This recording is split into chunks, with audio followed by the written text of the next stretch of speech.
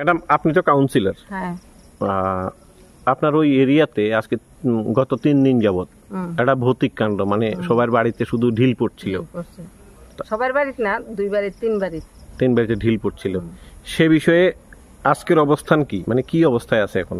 আজকের অবস্থান না, শুধু গতকালকে একটার সময় গন্ডগোলের পর থেকে আর পরে না।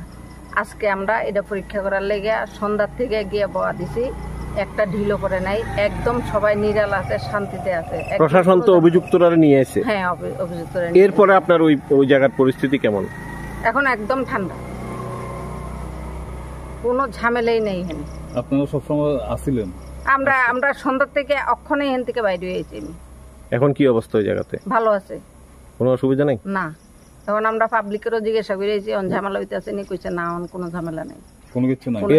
এর মানে কি যারা হইছে হইতাছে না, কিছু হইতাছে না। এর মানে কি যেসব অভিযুক্তরা নিয়ে এসে ওরা পারফেক্ট? এরাই 100% তারাই পারফেক্ট, তারাই করছে এটা। তারা না করলে আজকে এখন পর্যন্ত ঠান্ডা। এটা তো সাধারণ পাবলিক, আমি না শুধু, এটা সাধারণ ছোট্ট একটা বাচ্চাও কইতেছে কথাটা।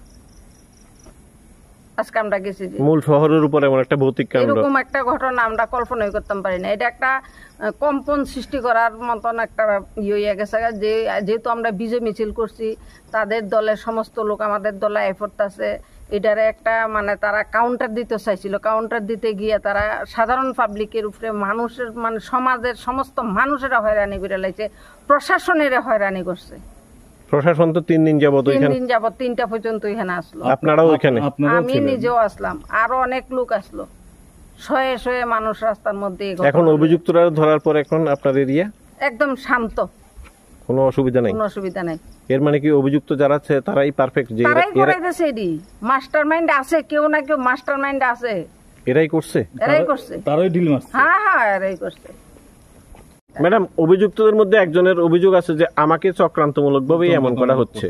এটা একদম মানে তারা নিজেরা মানে গন্ডগোল কইরা লাইছে, তো অন্ত চক্রান্তই করবে। চক্রান্তই যদি হয় তাহলে আজকে এবং কালকে রাত্রে 1:30টার পরের থেকে একদম শান্ত। এর আগের দিনও আমরা 3টায় গেছি, 3টার পরও বাদ যাওয়ার পরে তারা ফোন করছে যে আবার পড়তে আছে। এর আগের দিনও সারা রাত্র পড়ছে। এখন অভিযুক্তরা অভিযোগ কেমনে হইলো? কেউ তো অভিযোগ করছে না। তারা তো পুলিশের সঙ্গে যেভাবে তক্র করছে, পুলিশের যেভাবে ধাক্কাধাক্কি করছে, ওসি স্যার নিজে শুনছে ঘটনাটি, শুন না তারা কেউ কিন্তু অভিযোগ করছে না। তার সাথে কে ধাক্কাধাক্কি করছে? পুলিশের সাথে। এই যে অজিত দাস, সে একদম সরাসরি ধাক্কাধাক্কি করছে পুলিশের সাথে। আসামি হিসাবে একজনের টার্গেট করছে। আমরা কইছি যে যেহেতু হেরে টার্গেট করছে, হে ওখানে থাকি, এনে দেখা যাক ইট পরে কিনা। অজিত দাস কি একই এলাকার না? একই এলাকার। হে যদি মানে আরো যদি ইট পরে মনে করুন যে হে নির্দোষ, তাহলে হেই হেন হেরে গাড়ির থেকে নামাই লাইছে পুলিশের লোকে দস্তাদস্তি করে। ওইখানে কি অভিযুক্তরা আনার পরে সাধারণ মানুষ ছি করছে। আমার নিজের ব্যক্তিগতভাবে কাউন্সিলর হিসেবে আমার লজ্জা লাগছে, এত বেগতিক ভাবে তারা মানে কাজ করছে এখানে।